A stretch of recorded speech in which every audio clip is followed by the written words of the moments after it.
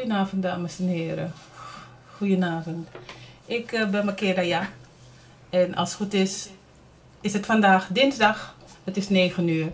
En om 9 uur beginnen we natuurlijk altijd met ons programma 12 uur Lo. Ik ben blij om hier te zijn. Ik hoop dat er voldoende luisteraars er zijn. Zodat we gewoon verder kunnen doorgaan met de uitzending waar we het hebben over, zeker nu, onze voorouders. We praten al een paar weken over de Cabras, onze voorouders. En over de voorouders, als we het over de voorouders hebben, dan kijken we natuurlijk niet alleen naar de voorouders die we kennen, alleen vanuit onze Surinaamse slavernij geschiedenis, verleden. Maar we kijken verder, we gaan verder diep de geschiedenis in, totdat wij komen bij het begin van onze werkelijkheid. Totdat we komen bij het begin van onze aarde. Sterker nog, we gaan voorbij het begin van onze aarde. We gaan zelf het universum in. We hebben de voorouders verdeeld in grote groepen en in tijdslijnen. En afgelopen week hebben we het gehad over de voorouders van de tweede groep. De eerste groep was de DNA-voorouder. Die dan bestaat uit onze DNA die een soort van een soort van 2D-achtige snikkie is. DNA heeft de vorm van een slang. Het bestaat uit een vrouwelijk en een mannelijk kant. Net zoals hoe onze hersenen ook uit een vrouwelijke en een mannelijke helft bestaat.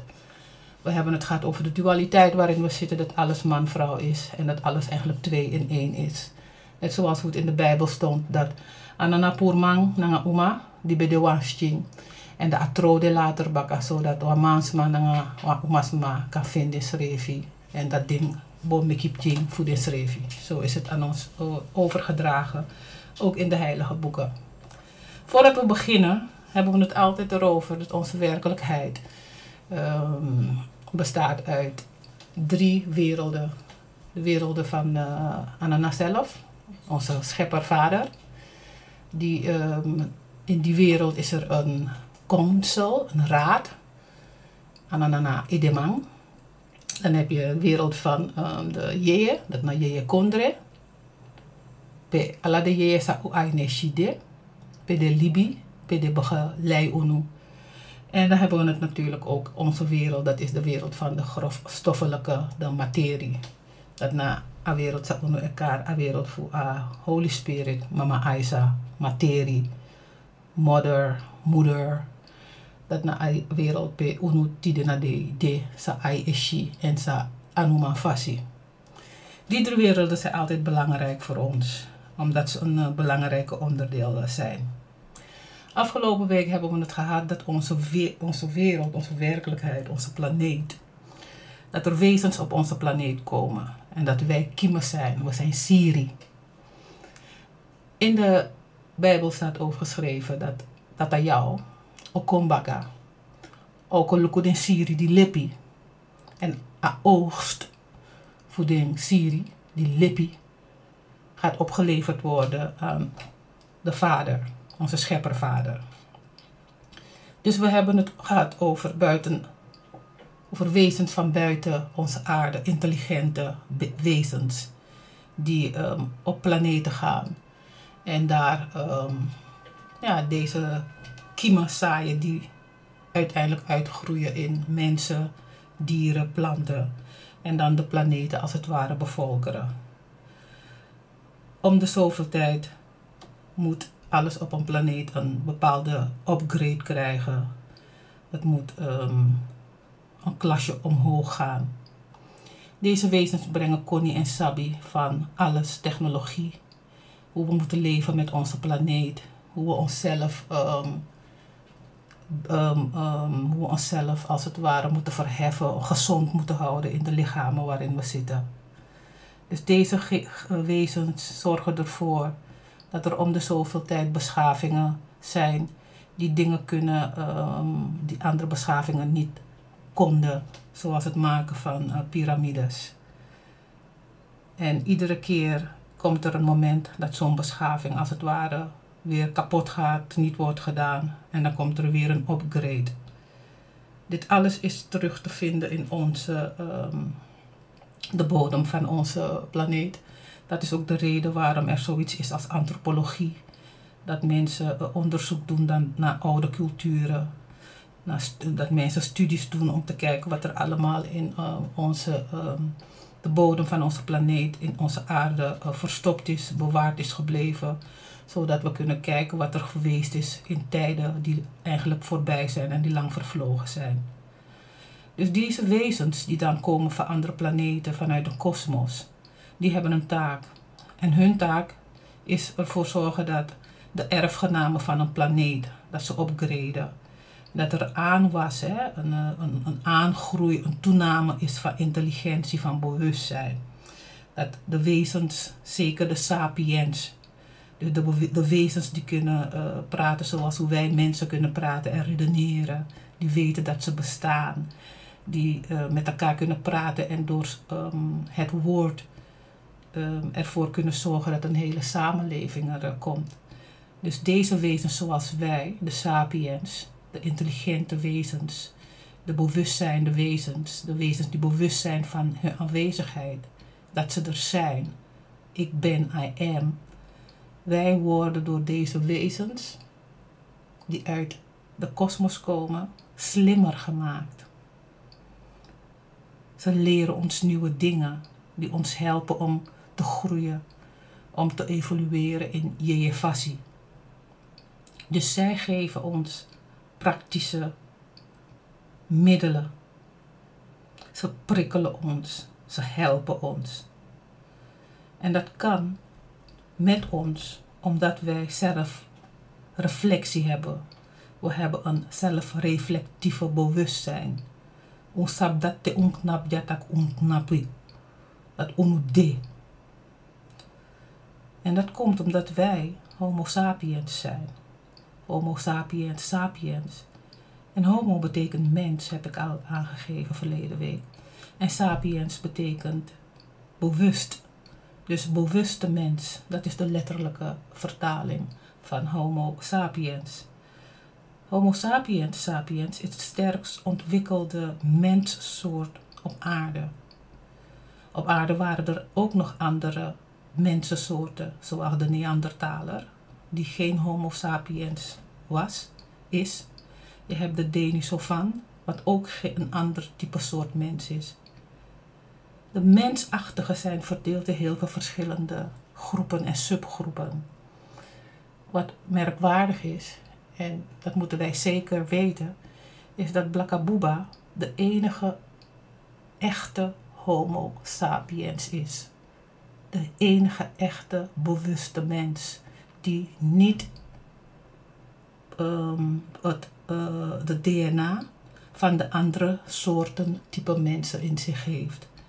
De mensen met glad haar, die hebben bijvoorbeeld Neandertaal DNA in zich. De Aziaten hebben bijvoorbeeld de Denisovan DNA in zich, restanten.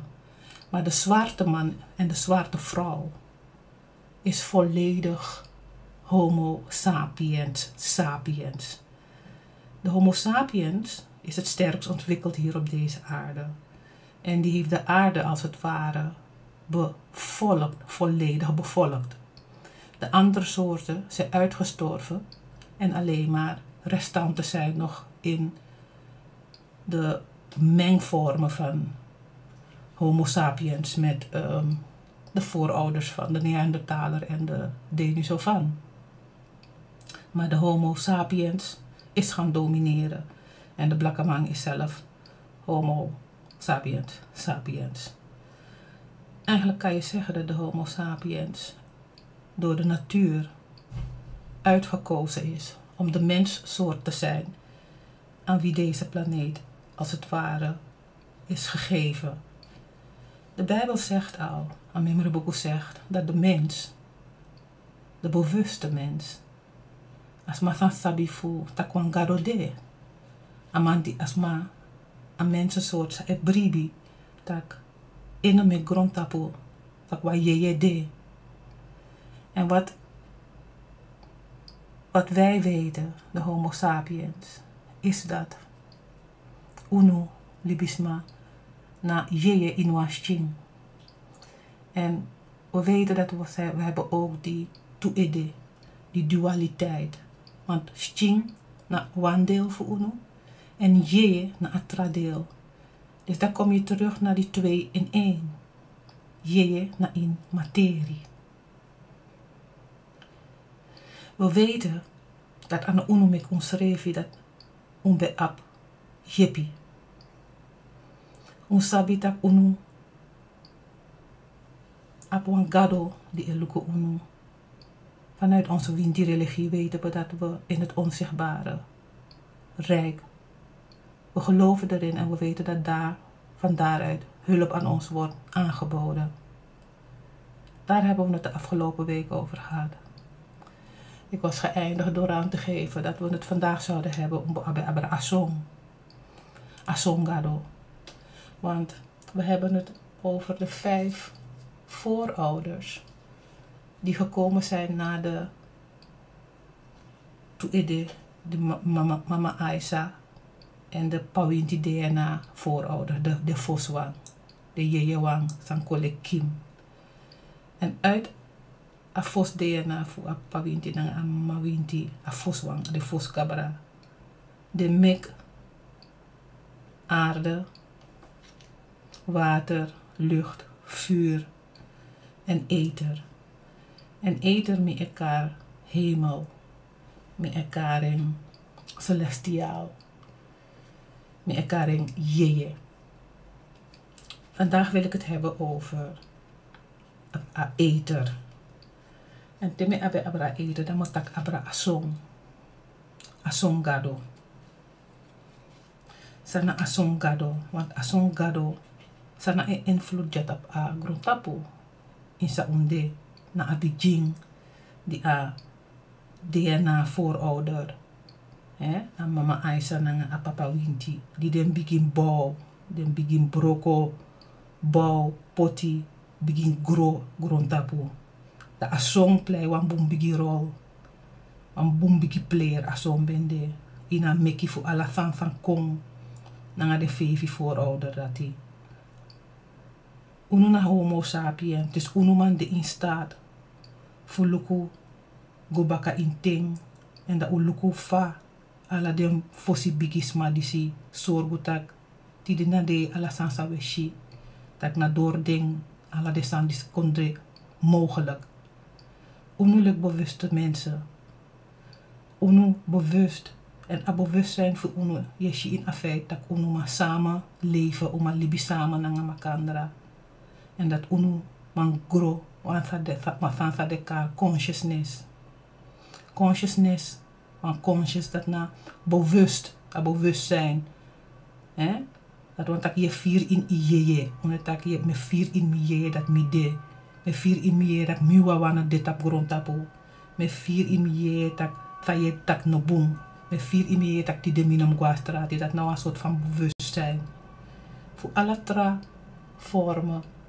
Voor libi tap grond tapu. Libisma wa ap so wan dipi bewustzijn tak kan me contact nanga wan gado. Want dago wan puspusi ook to ap wasani. Sa mek a shisana fisi. Maar dat aan wan bewustzijn. Asan dat dekar wa instinct. A instinct na wan soort van bewustzijn. Maar as domoro tak wan lagi niveau. Tak wan dierlijk niveau. Dus libisma. De libisma handeltap. Instinct. De alibisma. De tak wan valk lagi niveau voor de. Furusma sang studeer jere ba fu asan fu wan opbouw wan imperie zo een soort van opbouw in alibi fu wan bewuste wezens of fu bewuste wezens wan boom fasi fu shift a opbouw in gro fu a bewustzijn fu wan libisma na a wan asan sa denkar a piramide van Maslow. Je kan het opzoeken, ik kan googlen. Piramide van Maslow, het delen agrofobalisme in verschillende stadia. Amoro lagiwang na a stadium pe alibisma het bezig is zoeken zo nyanyang. if alibisma is suku nyanyang en is suku hoe noem je dat, een plek, een dak boven zijn hoofd. De alibisma naman doet trasan moro, want het dak onder ede na amoro belangrijk na nga sa ade bezig. Hij suku nyanyang. Ik ga het even opzoeken, want ik ben eigenlijk vergeten wat dan de volgende fase is. Hè? Maar de piramide van Maslow geeft aan de groei van de mens. Dus dat eerste wang na, even kijken, de primaire, de basis, behoefte. Het tweede wang na te wantak onder hem over imanyang, dat je relax. In een relaxheid, dat je wang grow, dat je wang bestaanszekerheid, dat also ino lasing, je wang kisip ching, je wang een libi moro sweetie. Te abdatik ba, dat je wang behoefte, sadekar wang sociale behoefte, want je grow alla lezen na stap je meki. A sociale behoefte, na dat bijvoorbeeld dat iwan doe mee naar verenigingen, doen op sport, iwan op aanzien. Te abdati, a sociale behoefte, iwan op mati, iwan de iwan vereniging. If je abdati ba, dat je grow moro fara, dat iwan erkenning. Te ab erkennen dat want dat iwan doe roko dat sma herken dat je doe een bijdrage. Dat zij je doen een bonsani. Dat sma een moro groep, bigi groep sma etak abra. Dat zij je doen een gemeenschap, die wan kondre. En een laatste wang, en daar heb ik het over, na awan voor zelfontplooiing. Dat omdat ik ab alasani, ik abi vrouw, ik ching, ik roko, ik auto, je reizen, je gope wani, je de bekend. Dan nou dat je go suku je gado. En dat tegen suku je gado, dat je groei nou je fasie. Terwijl ik ook rond tapu bijvoorbeeld, dat je weet dat boomvoerers maar no ewaka na dit op hetzelfde niveau voor een piramide die si agro die si. Blaka buba voornamelijk de bezig naar de primaire fysieke behoeften. En zolang in een awang in een groko na atrawang. Jullie moeten het opzoeken, de piramide van Maslow. En wat het eigenlijk met een mens doet. Want de hele wereld kan je eigenlijk daarin indelen. Op dit moment zitten we eigenlijk als wereld, en zeker wij die in het Westen wonen, we hebben eigenlijk alles al wat ons hartje begeert. We zitten in een samenleving die rijk is. Onze consciousness, sterker nog, we zijn nu beland op het moment dat we onze God gaan zoeken. Want we zitten ompori, de verwend. We zijn voor een moro, lek nyang drini. Wano erkenning abikba no uwango na ayeye, uwango ayeye kondre. En usaptak moro de. Maar behalve dat, ook te in wang tijdperk, het tijdperk van Aquarius, hè? Het tijdperk van ontwaken. Een tijdperk bij Libisma, Furu Libisma, sang aba ontwaking in zich, sang mang lukumoro, van agrontapudis ego en no ishit dat agrontapudis no ego wan boom passie. Dus de shit dat no wan kinky moest dit op grondtapu. Onde in een tijdperk voor ontwakening, een tijdperk voor jeje.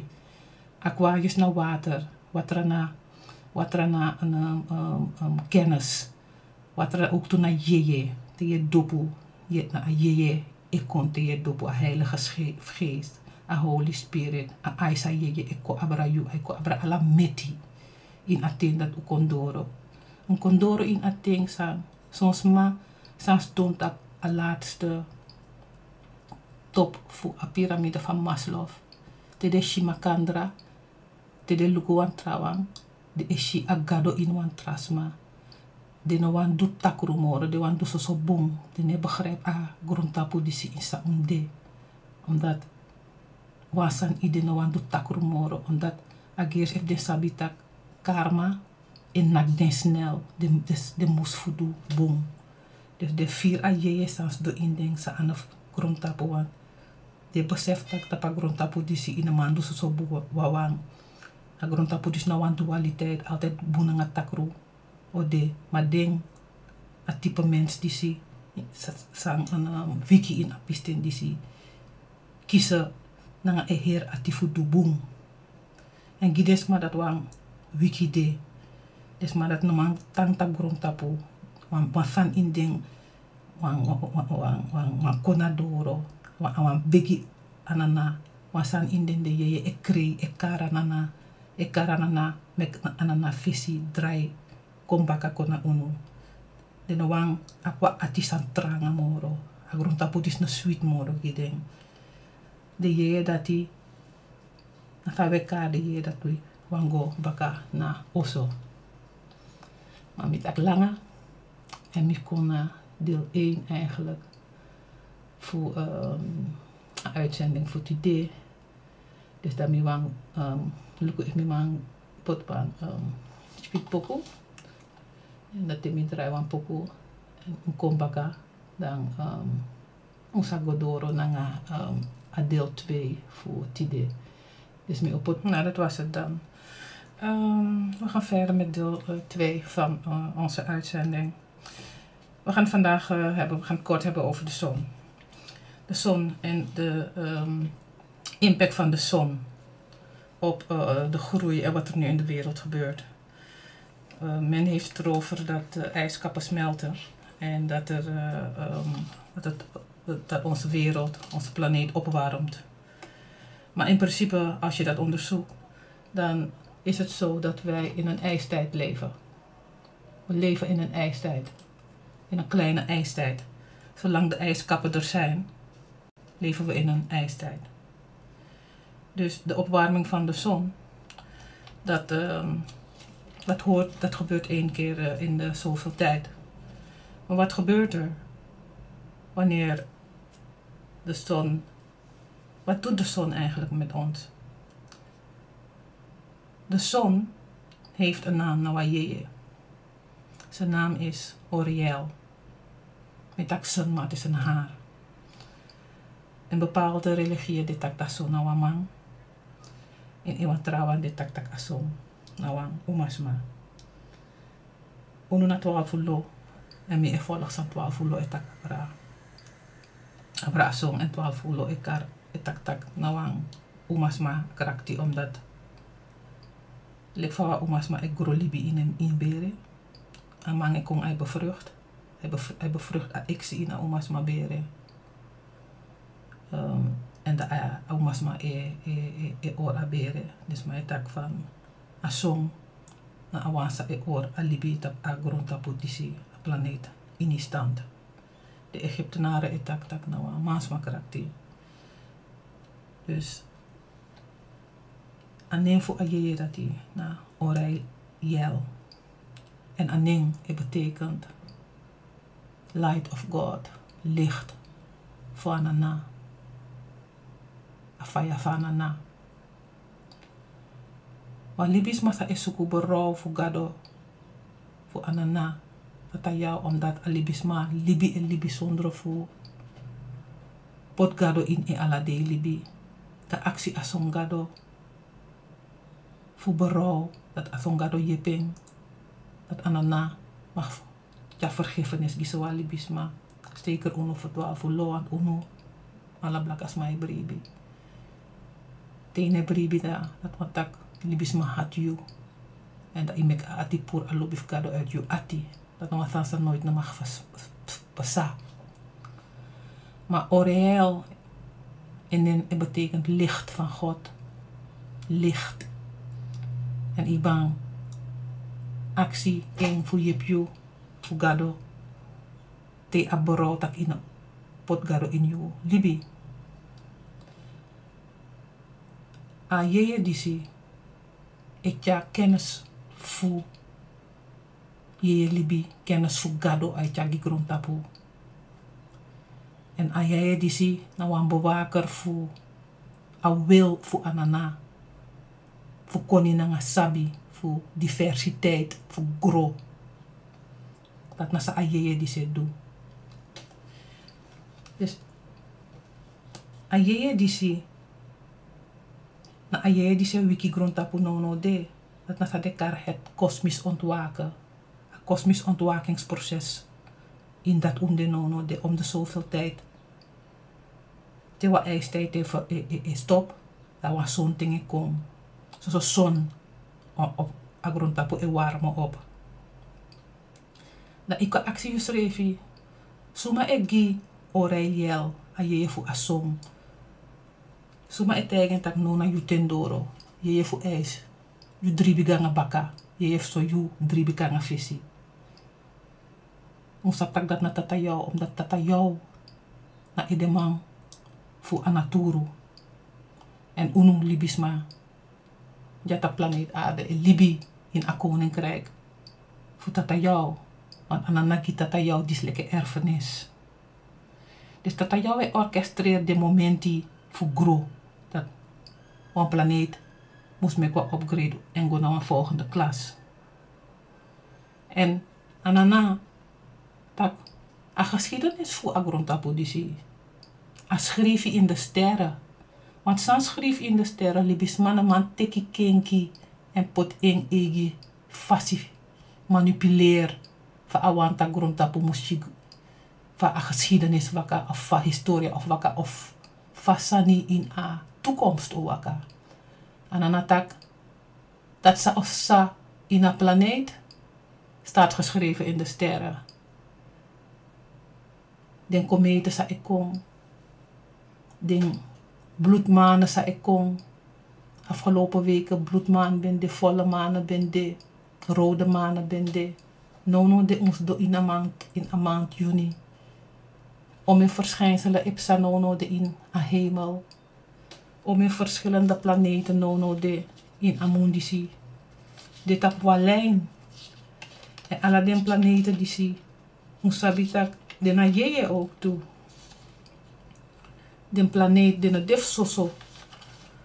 Want den planeet allemaal op den koni na de werking tap a libisma. En in amundisi, sebi planeet of fevi planeet, dit op walijn. Wasansang, nop sabulanga, morolek 200 zoveel jaren geleden dat alle den planeet ben dit op in walijn en dat invloedvoeding bewerken tap unu sa elibijaso en sans sa essajaso tap agrondtapu. Me esuku fusuku ap den planeet sang de a heer maand juni in a hemellichaam. Daarna a planeet Mercurie, Venus, Mars, Uranus, Jupiter, Neptunus en Saturnus. Als de nou allemaal voor luku sana a invloed voor de planeten die zie tap a libi jaso tap a planeet aarde. Maar bijvoorbeeld a planeet Mercurie. Mercurie is a vermogen en a verlangen naar kennis. Hij maakt dat grow in libisma. Hij maakt dat grow. Maar ook toe Mercurie is zorgen ervoor dat libisma ik communiceer. Vooral unu 12 fulo. Kinki eko in grondtapu nanga alading sansa is sa nanga den planeten in de hemel. A planeet Venus, hoe allemaal is dat Venus. Nou, hij klinkt het baso umasma. Nou, umasma krakti drape. A natuur voor unu planeet ik grow onder Venus. Venus is de creatieve kracht die unu libisma jas tap grondtapu. Venus is zekerheid, uit stabiliteit en harmonie. Mars, voor Mars ons habitat Mars is je oorlog. Mars nou een trotse strijder, uit je verandering voor je eigen schreef libisma dat in een wan demoro pd je wan kindjes aan in die Libi. Maar Mars ook de eerlijkheid. Hij ja energie en hij maakt je dapper dat in vrede voor ondernemers zijn, maar in vrede tintje zijn naar Yusrevi. Uranus, ik geef je een gevoel dat iemand de uniek, dat je nou een uniek soort persoon, een uniek soort schepsel. Maar ook de Uranus, ik geef je een energie dat iemand choqueert, iemand verrast. Uranus en maakt je vergroten je persoonlijke bewustzijn. Dat na sa nu de bezig nodig in een uitzending dus na vergroten onbewustzijn. Jupiter heeft jouw wijsheid. Hij heeft nou een drang. Maar soort greedy voor kon je sabi eko ini. Hij heeft inzichten en op intellectueel naar een filosofisch vlak. Maar ook op religie en spiritualiteit. Hij op wat niveau. Jupiter nou een gelukbrenger. Hij zorgt voor groei. Die alasan sande. Dus apisten dis na alla den planeten disi. Vaden krakti ego tap koron tapu.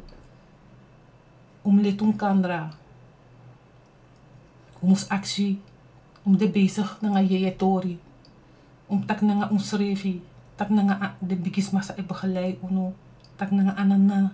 Tak na tatayao. Tak na den bigis ma disi den planeten wat den na je. Neptunus. Neptunus na oerstroom, de oervader. Hij kan libis met een hoger spirituele niveau. Hij geeft een hogere spirituele normen en waarden. Maar ook toe even een look naar Neptunus. Hij kan met je denken dat idee was samsa in het de. Het hangt er vanaf van je doing, van je delik libis maar. Of je gebruikt je ego of je go nanga mededogen. Je go nanga wa lobby ati of nanga wa tranga ati. En de laatste dat naar Saturnus. Saturnus na een planeet. Sa etja de dood nanga beproeving en ziekte. Hij geeft grenzen tak te jano morofara. Maar ook de Saturnus nou een planeet voor ambitie. Voor een praktische instelling, voor structuren en autoriteit op maatschappelijk vlak. Allading. Sebi planeta disi. Denono de tegelijkertijd in een luchtruim en amachti nanga akrakti sa ding e beam in sa de e pusu kong tapa planeet. Unumus de 12 lo voor die unsabi if unsabi umus letun kandra en umus begi takanga de ye disi. En o abasong ete. Want asong na a hele scheppel voor grond tapu na asong e or ala libi tapa grond tap a planeet disi. Asong het licht. Asong het kennis. Asong moest veranderen. Dat na anana potentieel en nou een decreet, een besluit voor anana dat libis matapa planeet disi jompo, upgrade en asong na ala den planeet, maar vooral asong na edemang voor zorgen dat a change dis in grond tapu voor planeet aarde opasa. A hele schepping voor planeet aarde en wacht dit op a upgrade op a update disi. A frequentie voor verheffing. A de hila boko nono de in unu planeet aanwezig. En om unu planeet heen. Asong etja liefde. Asong na papa voor unu zonnestelsel. Alla den planeet het draai on unu zon. Op een centrale plaats. Die alla den traplaneet zijn de om me heen. Mercurius, Venus, Aarde, Mars, Jupiter, Pluto. Alla den planeet die mikari nono de debat tap walen de allemaal de no gericht tap sa ipsa jaso tap agro tap aarde. En aarde moest verhef. Ununas neki. Moest pour a orus ching in sa unde. Want wat nieuws ching e wachti na unu tapu. De aarde ook toen een vrouwelijke kracht. Hij moest bevallen voor een nieuwe soort libisma. Want uno san de jaso, uno bumoro. Wabif upgrade. Orusani moest go voorbij. En wan nieuwe jeje, wan nieuwe ziel sa uno sa do in uno moest worden geboren na uno. Voordat ik gomoro varen om stak abra bepaalde woorden en denk aan de mens aan betekenis voor de woorden die zie. Wat voor de woorden na een woord dementie. Zijn een betekenis voor een woord dementie. Want uno ons do in wang a dimensie ja zo a 3D, de derde dimensie op aarde. Maar ons go aan vierde en vijfde dimensie, dat na a upgrade in zou we go. Dus sana wang dimensie. Want dimensie nou een sfeer. Sana wang sfeer. Maar sfeer nou wat emoties aan je vieri. Nou een begrip, nou een consciousness, wat zou je denken. Nou een awakening. En uno moest de uno een consciousness e kinky, uno sfeer e kinky, uno emotie, zou we vieren, zou we denken e kinky no de. Zou we begrijpen e kinky. Zou onbedenkt dat ze niet ben de aan het demoro zo. Alles zal niet veranderen. Want we gaan in een vijfde dimensie. No de ons doen in een creatieproces van een nieuwe tijd. We gaan naar een hogere dimensie. Voeren voor de dat ik ba. De wansa no esheng.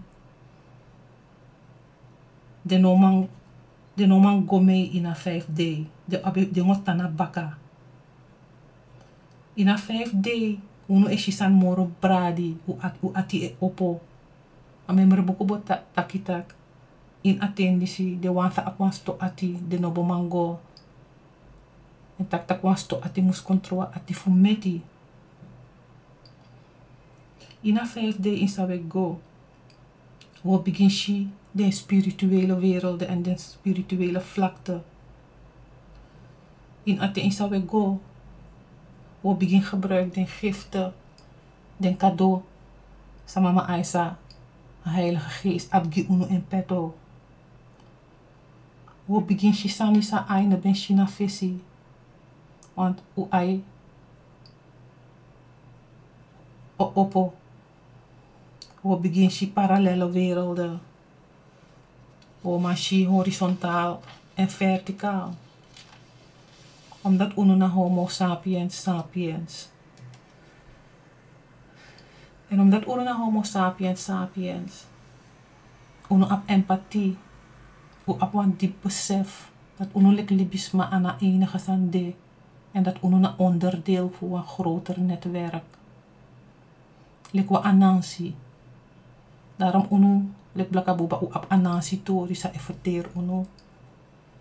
Tak anansi bawa web so unsabitak agrondtap voor uno na wang web symbool. Alasande in verbinding na makandra. Uno saptak ahir libi na wang web. Dat omesande. En dat awang ap invloed tap ala. Daarom uno belibi altijd in een collectieve awareness, van collectieve consciousness. Was dat nu gemoerd, Farah? We zitten nu in een kleine ijstijd. Maar er komt een zonnetijdperk eraan. Die komt eraan. Laten we kijken naar zonnecultussen. De zon werd door onze voorouders gezien als als een symbool van goddelijkheid. Als je kijkt naar de grote civilizations, de grote koninkrijken die er waren, de grote culturen die er zijn geweest. Als je kijkt bijvoorbeeld naar Egypte, je kijkt naar de Khmer, je kijkt naar dezelfde Kelten, je kijkt naar ook de Hindoestanen in Oud-India. Eigenlijk alle ancient cultussen en culturen hebben een zonnecultus, hebben een hebben een zonnecultus. Ook de Olmeken, de Maya's, de Inca's, de Hopi, de Sunni, in Atlantis, Lemurië. Eigenlijk alle oude culturen die iets betekend hebben voor de wereldgeschiedenis en die de mens geleerd hebben dat we meer zijn dan alleen een hoopje vlees. Dat we meer zijn dan alleen maar de basisbehoeften waar ik het in het begin over had. Dat we alleen maar moeten vechten. Alleen maar bezig zijn met de geneuten van het lichaam. Maar dat we ook in staat kunnen zijn om met onze mentale capaciteiten dingen te veranderen, piramides te bouwen. Dat we in staat zijn om tussen de planeten te reizen. Ja, dat konden ze allemaal. Dat ze in staat kunnen zijn om onder water koninkrijken te bouwen. Die dingen kunnen wij vandaag aan de dag niet. En dat heeft allemaal ermee te maken dat het een zonnecultus was. En dat we nu leven in een ijstijd. Er is weinig warmte in de zon.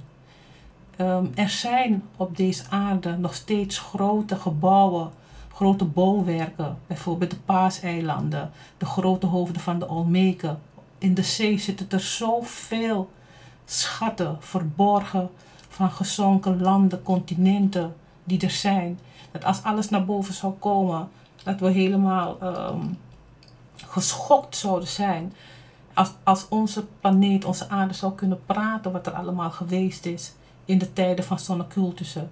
De piramide, Stonehenge, de Sphinx, het Machu Picchu. Vooral Zuid-, Midden- en Noord-Amerika, daar hebben onze voorouders allerlei bolwerken voor ons achtergelaten die allemaal gebouwd zijn ten tijde dat de zon er was. En die tijd komt terug. Men doet in deze tijd alsof het hele primitieve mensen waren en dat hun geloofovertuiging, dat het barbaars en heidens was. Maar de steden en de dingen die mensen in die tijd gebouwd hebben, kunnen we vandaag aan de dag nog steeds niet. Nog steeds weten we niet hoe dolmens en piramides gebouwd worden en de grote beelden die er zijn. Nog steeds weten we niet hoe we deze dingen moeten maken. Piramides zijn er in de hele wereld, omdat Blakabuba, de zwarte mens, was over deze hele wereld verspreid. In alle landen heb je zwarte mensen. Je kunt je afvragen waarom en hoe bouwden eigenlijk en met wat voor kennis hadden deze mensen dat ze al deze grote werken konden bouwen. Waar kwam hun kennis vandaan? En waarom gebeuren al deze wonderbaarlijke dingen ten tijde van zonnecultussen? Wat doet de zon? Mensen in die tijd geloofden dat de zon ook een spirituele zijde heeft. Dat de zon ook een jeje heeft. En de zon geeft licht en licht is kennis. Men gelooft dat er achter de zon een onzichtbare zon er is. En dat deze onzichtbare zon alle materie die er heeft, die er is op aarde, dat die daaruit komt. De zon die wij zien is materie, maar diezelfde materiële zon die wij met onze eigen ogen zien, heeft ook zijn jeje, een onzichtbare kant. Vooral in de Egyptische leer hebben ze het over een onzichtbare zon. Mensen in die tijd, dat alles eerst geboren wordt in de onzichtbare geestelijke wereld. Ook de zon, ook de aarde. En dat al deze hemellichamen, dat ze ook kabras zijn. Ondanks wij een lichaam van vlees hebben, zijn al deze wezens, planeten, zonnen, zijn voorouders van ons en zonder hun zijn wij niet. Net als alles in onze natuur, in onze werkelijkheid. Door hun zijn we. Zonder hun zijn we er niet. En de zon is een bron van leven. Absolute bron van leven.